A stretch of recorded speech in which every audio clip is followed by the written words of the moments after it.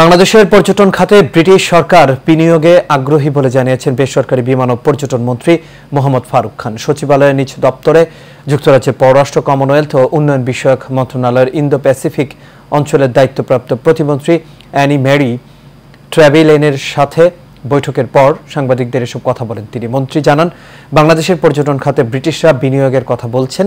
Aviation খাতে কিভাবে বিনিয়োগ করবে তা নিয়ে আলোচনা হয়েছে। তবে এই মুহূর্তে প্রধানত কথা হয়েছে বাংলাদেশের সিকিউরিটিদের প্রশিক্ষণের বিষয়ে। বিমান ক্রয়ের ক্ষেত্রে কোনো প্রস্তাব দেওয়া হয়েছে কিনা জানতে চাইলে তিনি জানান, এয়ারবাস বলতে কেবল ফ্রান্সই না, যুক্তরাজ্য, জার্মানি ও ফ্রান্স এই ৩ দেশ মিলে আগ্রহ দেখাচ্ছে।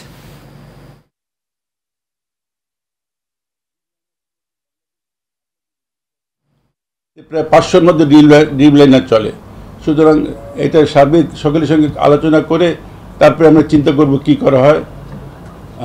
একটা প্লেন এইভাবে হঠাৎ করে একজন বা দুজনের কথার উপর ভিত্তি করে আমরা ফাইনাল নিতে পারি না। তবে আমরা এই ব্যাপারে কনসিয়াস, আমরা এই ব্যাপারে জানার চেষ্টা করছি।